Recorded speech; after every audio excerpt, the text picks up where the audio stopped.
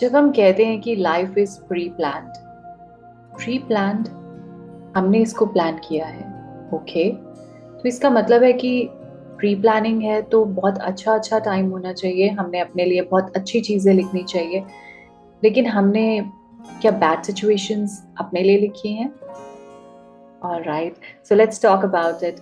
Hi everyone, this is Getika Bhatia. Welcome back to our channel Divine Spect. If you have not subscribed the channel till now, so please do it. Morning में आने वाले 8 AM uploads आपके notification box में automatically आ जाएंगे.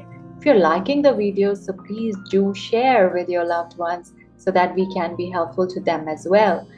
And like कीजिए videos को, share कीजिए, comment box में अपने पर्सनल एक्सपीरियंसेस शेयर कीजिए. We like to read that.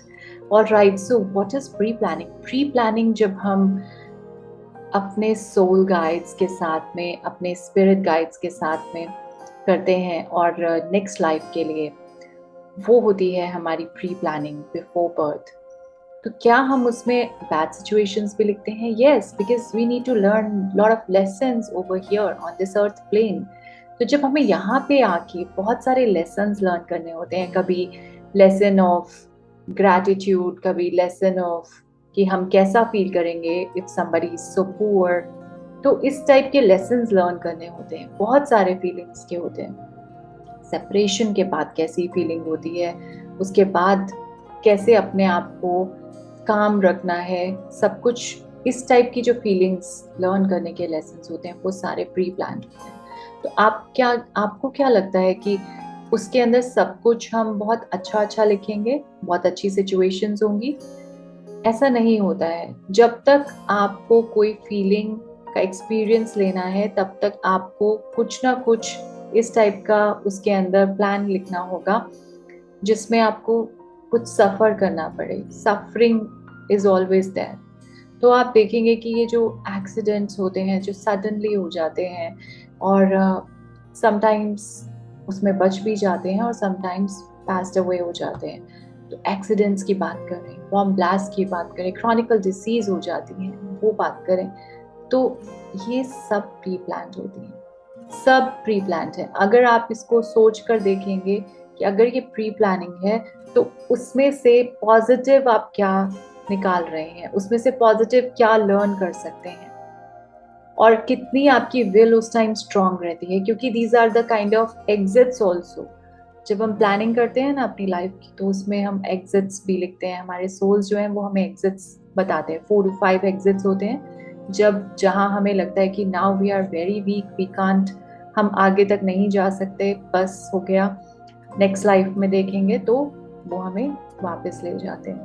तो जब वो 4-5 एग्जिट्स होते हैं वो यही कुछ ऐसे ही टाइम होते हैं जब आप देखेंगे कि कोई बहुत ज़्यादा एकदम से एक्सीडेंट हो गया किसी का, या कोई ऐसा ब्लास्ट हो गया, या फिर कोई क्रॉनिकल डिसीज हो गई. जब ऐसी सिचुएशंस आती है ना, तब विल बहुत स्ट्रांग रखनी चाहिए. आपको अपनी विल नहीं छोड़नी है. क्यों? क्योंकि अभी बहुत कुछ करना है, अभी पूरा लेसन लर्न नहीं किया है. तो जब ऐसा होता है तो आप देखते हैं कि बहुत मेजर एक्सीडेंट हुआ लेकिन पर्सन बच गया. कैसे बच गया? क्योंकि उसकी विल बहुत स्ट्रांग थी, क्योंकि उसको अभी आगे बहुत कुछ करना है. और आप हमेशा नोटिस करेंगे, शायद अब से आप नोटिस करना शुरू कीजिए कि जब भी ऐसा कुछ होगा और अगर पर्सन बहुत मेजर एक्सीडेंट में से बच कर आएगा या बहुत क्रॉनिकल डिसीज में से जिसमें कि बिल्कुल होप्स नहीं थी और वो बच कर बाहर आएगा, तो वो एक डिफरेंट टाइप ऑफ पर्सनैलिटी होगा. बहुत ज़बरदस्त ट्रांसफॉर्मेशन आप पाएंगे उस पर्सन में. स्पिरिचुअल लेवल पे बहुत हाई हो जाएगा. उसका aspect through the life for the people एकदम डिफरेंट हो जाएगा. तो ये सब कुछ जो रिटन है, जो ऑलरेडी रिटन है, लिखा हुआ है, तो ये तो होना ही है. तो इसके लिए सैड क्यों होना? जब भी कोई सिचुएशन लाइफ की आई है कि आप सोच रहे हैं कि मुझे ये मिलना चाहिए था, मुझे ये नहीं मिला, या मेरे को ही क्यों ये डिजीज हुआ, या मुझे मेरे साथ ही ये एक्सीडेंट क्यों हुआ, ऐसा नहीं है. आप ही के साथ नहीं हुआ, ये आपके साथ ही होना था, आप ही ने लिखा था. अब आप ये देखिए कि इसके द्वारा आपको क्या लेसन लर्न करना था, वो आप उसमें माइंड लगाइए, instead of just taking that pain and just feeling that pain. Don't feel that pain, just try to bear that. उसको just सहन कीजिए, will strong कीजिए. और ये देखिए कि अब यहाँ से निकल के मुझे कहाँ जाना है। That will be very helpful for you.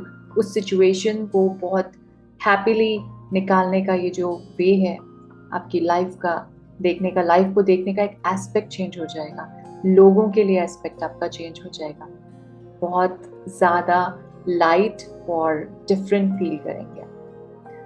तो कभी भी किसी बैड सिचुएशन में ये मत सोचिए व्हाई मी, आप ये सोचिए कि ये मेरे लिए ही लिखा हुआ था मैंने, और अब मुझे इसमें से निकल के कौन सी पॉजिटिविटी की तरफ जाना है, क्या पॉजिटिविटी मैं मिस कर रहा था, क्या मिसिंग थी मेरी लाइफ में जो मुझे अब से ऑप्ट करनी है। ओके? और कभी भी किसी को ब्लेम मत कीजिए। एक्सीडेंट हुआ, जिससे एक्सीडेंट हुआ उस सामने वाले पर्सन को भी ब्लेम मत कीजिए, क्योंकि वो उसकी गलती नहीं है, वो आपके प्लान का पार्ट था। ओके? हो सकता है कि वो आपका बहुत कोई लव्ड वन रहा हो, आपका कोई लव्ड सोल हो वो, लेकिन आपके प्लान को अंजाम देने के लिए उसने वो रोल प्ले किया। Sometimes it happens, no, we always says कि पता नहीं कौन था, देख के नहीं चला रहा था एंड ऑल दैट। वो देख के ही चला रहा था, उसने आपको एक्सीडेंट करना था, इसीलिए उसको वो रोल दिया गया। So please try to think that way, not to blame anybody. All right? So please think about it and change your thoughts, change your views towards others and towards life. Thank you so much for watching this video and have a very great day.